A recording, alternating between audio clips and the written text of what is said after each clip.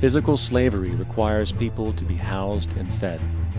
Economic slavery requires people to feed and house themselves. It is one of the most ingenious scams for social manipulation ever created, and at its core, it is an invisible war against the population.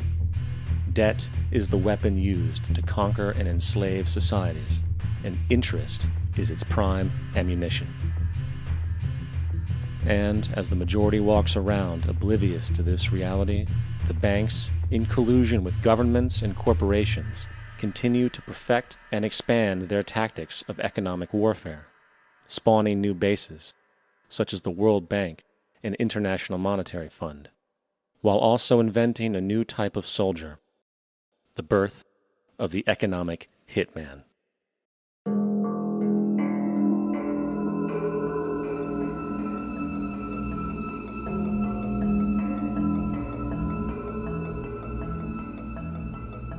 We economic hitmen really have been the ones responsible for creating this first truly global empire. And we work many different ways.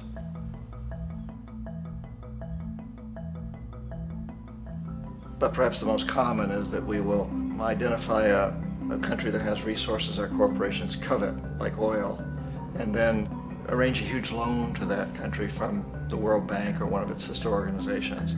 But the money never actually goes to the country. Instead, it goes to our big corporations to build infrastructure projects in that country, power plants, industrial parks, ports, things that benefit a few rich people in that country, in addition to our corporations, but really don't help the majority of the people at all. However, those people, the whole country is left holding a huge debt, and such a big debt they can't repay it, and that's part of the plan, that they can't repay it. And so at some point, we economic hitmen go back to them and say, listen, you owe us a lot of money, can't pay your debt, so sell your oil real cheap to our oil companies. Allow us to build a military base in your country, or send troops in support of ours to someplace in the world like Iraq, or vote with us on the next UN vote. To have their electric utility company privatized and their water and sewage system privatized and sold to U.S. corporations or other multinational corporations. So there was that whole mushrooming thing, and it's so typical of the way the IMF and the World Bank work, that you put a country in debt, it's such a big debt it can't pay it, and then you offer to refinance that debt and pay even more interest. And you demand this quid pro quo, which you call a conditionality or good governance, which means basically that they've got to sell off their resources, including many of their social services, their utility companies, their school systems sometimes, their penal systems, their insurance systems, to foreign corporations. So it's a double, triple, quadruple whammy. The precedent for economic hitmen really began back in the early 50s when democratically elected Mossadegh, who was elected in Iran, he was considered to be the hope for democracy in the Middle East and around the world. He was Time Magazine's Man of the Year. But one of the things that he'd run on and began to implement was the idea that foreign oil companies needed to pay the Iranian people a lot more for the oil that they were taking out of Iran. The Iranian people should benefit from their own oil. Strange policy. We didn't like that, of course. But we were afraid to do what we normally were doing, which was to send in the military. Instead, we sent in one CIA agent, Kermit Roosevelt, Teddy Roosevelt's relative. And Kermit went in with a few $1 million and was very, very effective and efficient. And in a short amount of time, he managed to get Mossadegh overthrown and brought in the Shah of Iran to replace him, who always was favorable to oil. And it was extremely effective. Mobs overflow Tehran. Army officers shout that Mossadegh has surrendered and his regime as virtual dictator of Iran is ended. Pictures of the Shah are paraded through the streets as sentiment reverses. The Shah is welcomed home. So back here in the United States, in Washington, people looked around and said, wow, that was easy and cheap. So this established a whole new way of manipulating countries, of creating empire. The only problem with Roosevelt was that he was a card-carrying CIA agent, and had he been caught, the ramifications could have been pretty serious. So very quickly at that point, the decision was made to use private consultants to channel the money through the World Bank or the IMF or one of the other such agencies, to bring in people like me who worked for private companies, so that if we got caught, there would be no governmental ramifications.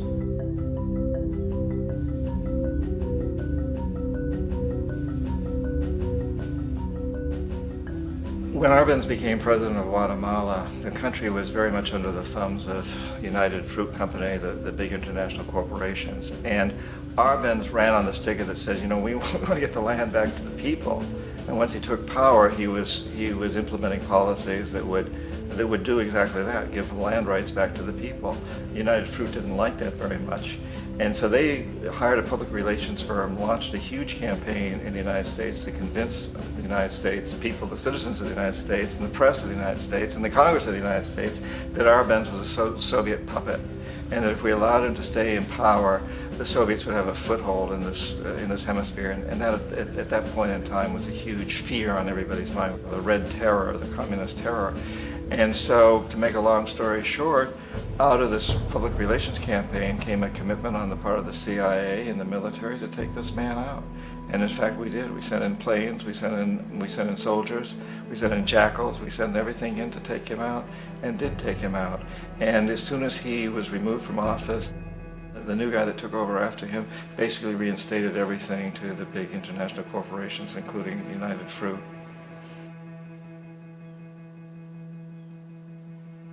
Ecuador for many, many years had been ruled by pro-US dictators, often relatively brutal. Then it was decided that they were going to have a truly democratic election. Jaime Roldos ran for office, and his main goal, he said, as president would be to make sure that Ecuador's resources were used to help the people. And he won, overwhelming, by more votes than anybody had ever won anything in Ecuador. And he began to implement these policies to make sure that the profits from oil went to help the people. Well, we didn't like that in the United States. I was sent down as one of several economic hitmen to change Roldos, to corrupt him, to bring him around, to let him know, you know, okay, you know, you can get very rich, you and your family, if you play our game, but if you continue to try to keep these policies you've promised, you're going to go. He wouldn't listen. He was assassinated. As soon as the plane crashed, the whole area was cordoned off. The only people allowed in were U.S. military from a nearby base and some of the Ecuadorian military. When an investigation was launched, two of the key witnesses died in car accidents before they had a chance to testify. A lot of very, very strange things that went on around the assassination of Jaime Roldos. I, like most people who've really looked at this case, have absolutely no doubt that it was an assassination. And of course, in my position as an economic hitman, I was always expecting something to happen to Jaime, whether it be a coup or assassination, I wasn't sure, but that he would be taken down because he was not being corrupted. He would not allow himself to be corrupted the way we wanted to corrupt him. Omar Torrijos, president of Panama, was, you know, one of my favorite people. I really, really liked him. He was very charismatic. He was a guy who really wanted to help his country. And when I tried to bribe him or corrupt him, he said, look, John, he called me Juanito. He said, look, Juanito, I don't need the money. What I really need is for my country to be treated fairly. I need for the United States to repay the debts that you owe my people for all the destruction you've done here. I need to be in a position where I can help other Latin American countries win their independence and be free of this terrible presence from the north that you people are exploiting us so badly. I need to have the Panama Canal back in the hands of the Panamanian people. That's what I want. And so, leave me alone. Don't try to bribe me. It was 1981, and in May, Jaime Roldos was assassinated. And Omar was very aware of this. Torrijos got his family together and he said, I'm probably next, but it's okay because I've done what I came here to do. I've renegotiated the canal. The canal will now be in our hands. He just finished negotiating the treaty with Jimmy Carter. In June of that same year, just a couple of months later, he also went down in an airplane crash, which there's no question was executed by CIA-sponsored jackals. tremendous amount of evidence that one of Torrijos' security guards handed him at the last moment as he was getting on the plane a tape recorder, a small tape recorder that contained a bomb.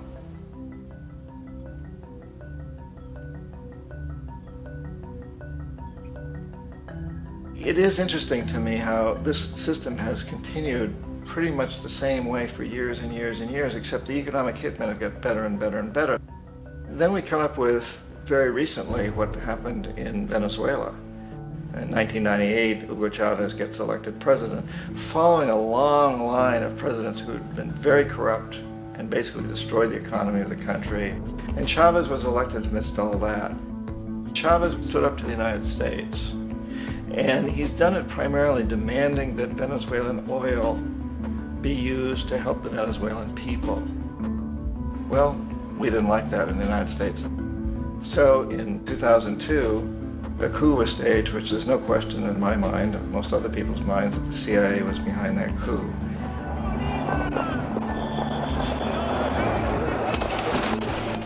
The way that that coup was fomented was very reflective of what Kermit Roosevelt had done in Iran, of paying people to go out into the streets, to riot, to protest, to say this Chavez is very unpopular.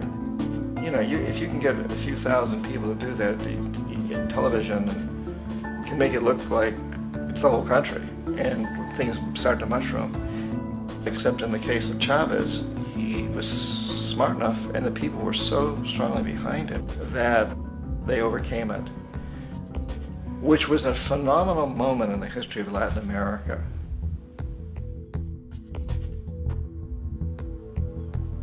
Iraq actually is a perfect example of the way the whole system works. So we economic hitmen are the first line of defense. We go in and we try to corrupt governments and get them to accept these huge loans, which we then use as leverage to basically own them. If we fail, as I failed in Panama with Omar Torrijos and in Ecuador with Jaime Roldos, men who refuse to be corrupted, then the second line of defense is we send in the jackals. And the jackals either overthrow governments or they assassinate. And once that happens and a new government comes in, and boy, it's going to toe the line, because the new president knows what will happen if he doesn't. In the case of Iraq, both of those things failed. Economic hitmen were not able to get through to Saddam Hussein. We tried very hard. We tried to get him to accept a deal very similar to what the House of Saud had accepted in Saudi Arabia, but he wouldn't accept it. And so the jackals went in to take him out. They couldn't do it. His security was very good. After all, he had one time worked for the CIA. He'd been hired to assassinate a former president of Iraq and failed, but he knew the system. So in '91, we send in the troops and we take out the Iraqi military. So we assume at that point that Saddam Hussein is going to come around. We could have taken him out, of course, at that time, but we didn't want to. He's the kind of strong man we like. He controls his people. We thought he could control the Kurds and keep the Iranians in their border and keep pumping oil for us. And then once we took out his military, now he's going to come around. So the economic hitmen go back in the 90s without success. If they'd had success, he'd still be running the country. We'd be selling him all the fighter jets he wants and everything else he wants. But they couldn't. They didn't have success. The jackals couldn't take him out again. So we sent the military in once again, and this time we did the complete job and took him out, and in the process created for ourselves some very, very lucrative construction deals. We had to reconstruct a country that we'd essentially destroyed, which is a pretty good deal if you own construction companies, big ones. So, you know, Iraq shows the three stages. The economic hitmen failed there, the jackals failed there, and as a final measure, the military goes in. And in that way, we've really created an empire, but we've done it very, very subtly. It's clandestine. All the empires of the past were built on the military, and everybody knew they were building them. So the British knew they were building them, the French, the Germans, the Romans, the Greeks, and they were proud of it. And they always had some excuse, like spreading civilization, spreading some religion, something like that. But they knew they were doing it. We don't. The majority of the people in the United States have no idea that we're living off the benefits of a clandestine empire, that today there's more slavery in the world than ever before. And then you have to ask yourself, well, if it's an empire, then who's the emperor? Obviously, our presidents of the United States are not emperors. An emperor is someone who's not elected, doesn't serve a limited term, and doesn't report to anyone, essentially. So you can't classify our presidents that way.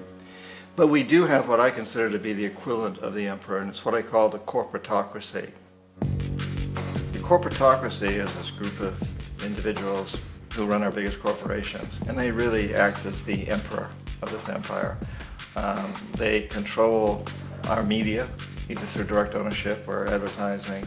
They control most of our politicians because they finance their campaigns, either through their corporations or through personal contributions that come out of the corporations. They're not elected, they don't serve a limited term, they don't report to anybody. And at the very top of the corporatocracy, you really can't tell whether a person's working for a private corporation or the government because they're always moving back and forth. So, you've got a guy who one moment is the president of a big construction company like Halliburton, and the next moment he's vice president of the United States, or the president who is in the oil business. And this is true whether you've got Democrats or Republicans in the office. You have them moving back and forth through the revolving door. And in a way, our government is invisible a lot of the time, and its policies are carried out by our corporations on one level or another. And then again, the policies of the government are basically forged by the corporatocracy and then presented to the government. They become government policy. So it's an incredibly cozy relationship. This isn't a conspiracy theory type of thing. These people don't have to get together and plot to do things. They all basically work under one primary assumption, and that is that they must maximize profits regardless of the social and environmental costs.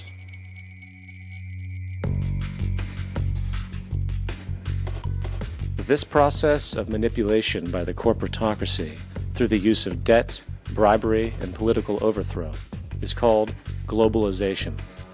Just as the Federal Reserve keeps the American public in a position of indentured servitude through perpetual debt, inflation, and interest, the World Bank and IMF serve this role on a global scale. The basic scam is simple. Put a country in debt either by its own indiscretion or through corrupting the leader of that country, then impose conditionalities or structural adjustment policies, often consisting of the following. Currency devaluation. When the value of a currency drops, so does everything valued in it. This makes indigenous resources available to predator countries at a fraction of their worth.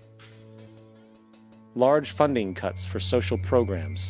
These usually include education and healthcare, compromising the well-being and integrity of the society, leaving the public vulnerable to exploitation. Privatization of state-owned enterprises. This means that socially important systems can be purchased and regulated by foreign corporations for profit. For example, in 1999, the World Bank insisted that the Bolivian government sell the public water system of its third largest city to a subsidy of the U.S. corporation Bechtel. As soon as this occurred, water bills for the already impoverished local residents skyrocketed. It wasn't until after a full-blown revolt by the people that the Bechtel contract was nullified. Then there is trade liberalization, or the opening up of the economy through removing any restrictions on foreign trade. This allows for a number of abusive economic manifestations, such as transnational corporations bringing in their own mass-produced products, undercutting the indigenous production and ruining local economies. An example is Jamaica, which, after accepting loans and conditionalities from the World Bank, lost its largest cash crop markets due to competition with Western imports. Today, countless farmers are out of work, for they are unable to compete with the large corporations. Another variation is the creation of numerous, seemingly unnoticed, unregulated, inhumane sweatshop factories, which take advantage of the imposed economic hardship. Additionally, due to production deregulation, environmental destruction is perpetual, as a country's resources are often exploited by the indifferent corporations while outputting large amounts of deliberate pollution. The largest environmental lawsuit in the history of the world today is being brought on behalf of 30,000 Ecuadorian Amazonian people against Texaco, which is now owned by Chevron, so today it's against Chevron, but for activities conducted by Texaco. Estimated to be more than 18 times what the Exxon Valdez dumped into the coast of Alaska. In the case of Ecuador, it wasn't an accident. The oil companies did it intentionally. They knew they were doing it to save money out there rather than arranging for proper disposal.